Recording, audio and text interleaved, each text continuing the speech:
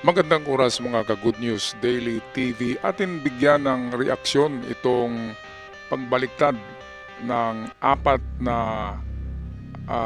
parte o kasama ng 18 Marines na nagmarites tungkol sa pagdawit nila kay PBBM dito sa tinatawag na flood control scam ng mali-malitang pera na galing daw kay Saldico ay ibinigay kay PBBM.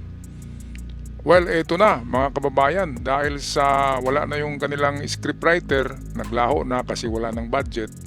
Yung kanilang big boss mukhang nakulong yata, di ba, inaresto. At yung iba pa ay may mga kaso na at pati sila ay kakasuhan na. Kaya ito, ano pang gagawin mo, hindi sumurrender ka. Kaya ito yung ginawa nila, bumaliktad at nagtestimonya ngayon against sa kanilang architect o itong gumawa ng script na ito at yung pinanser na kung saan patong-patong na rin ang mga kaso. Kaya ito talaga ang papuntahan ng mga taong sinungaling, mga kababayan, no? So ito ang balita atin na pakinggan. Video courtesy sa atin ng GMA 24 Oras. Noong February 2026, lumabas sa publiko ang 18 mga lalaking nagpakilalang dating security ni dating Congressman Zaldico, ang ilan sa kanila mga dating Marines. Sa kanilang affidavit, sinabi nilang naghatid umano sila ng mali-maletang pera kina dating Speaker Martin Romualdez, kay Ko, at maging kay Pangulong Bongbong Marcos. Apat sa kanila humarap sa akin kanina. Ang sinabi nila sa akin, binabawi na nila ang mga nauna nilang sinabi at kwento. Gusto lang po namin mag-recant po, ma'am, at para mabinabawi na po namin yung mga unang salaysay namin. Gusto na namin po manahimik dahil sa ngayon ay tad kami ng mga kaso, mga banta sa buhay namin. Kaya pag-isip-isipan namin na binabawi na po namin yung mga salaysay po namin. Hindi sila nagpakita ng mukha sa kamera dahil sa matinding bantaraw sa kanilang buhay. Dala nila ang tigi-isang bagong sinumpaang salaysay. Binigyan din nila kami ng kopya ng video ng panumpaan at inotaryo ang mga ito. Bakit niyo gustong bawiin? Hindi po totoo yung mga ibang sinabi na po namin.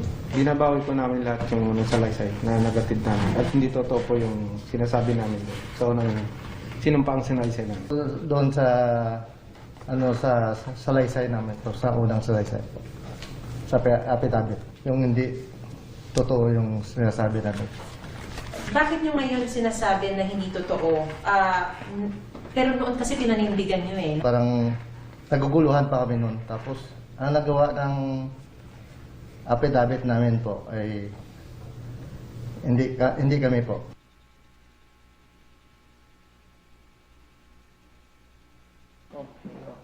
Sa kanilang bagong affidavit, sinabi nilang binabawi na nila ang nauna nilang mga aligasyon laban kina Marcos, Romualdez, Ko at iba pa.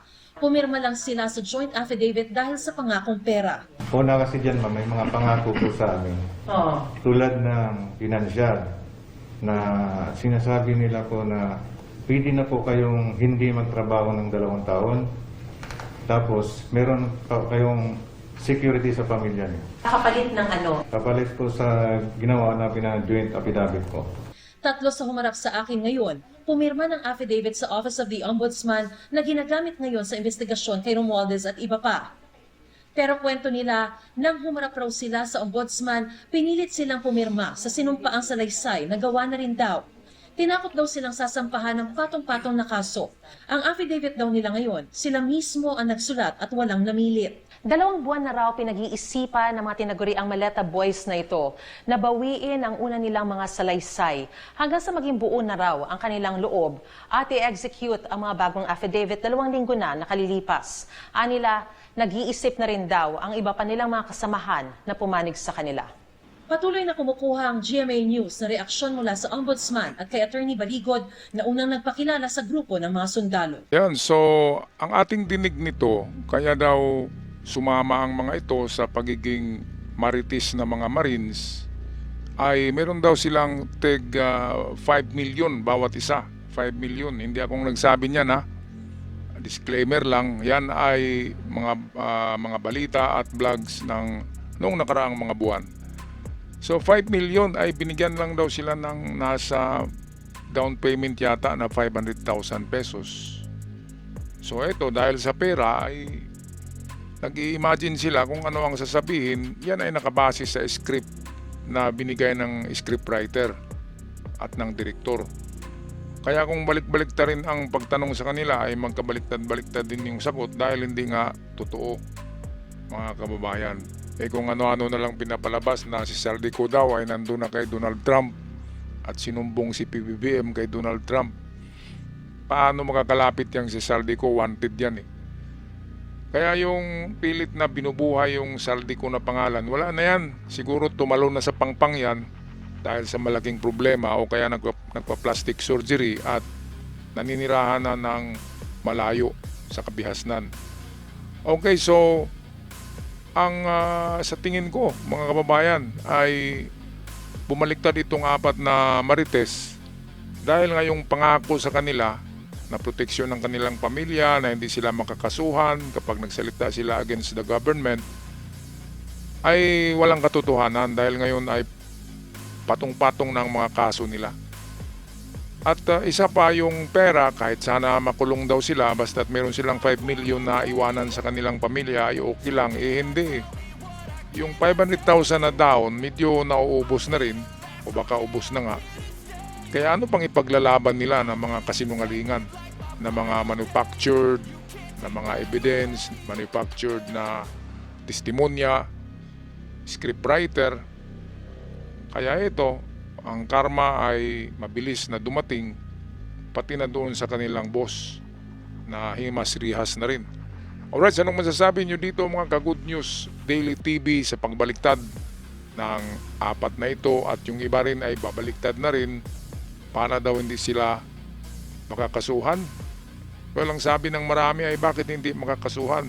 Kasuhan pa rin kahit na bumaliktad. Diba?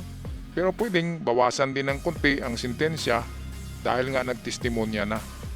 Nagiging parang state witness. Alright, so the end of the story of the Malita Boys. So ito yung kanilang ending. Very tragic ending mga kababayan. Pag-i-comment sa ating comment section down below. Ako'y magpapaalam na. Maraming salamat sa nag-subscribe at sa aking mga avid followers. Hanggang sa muli, paalam.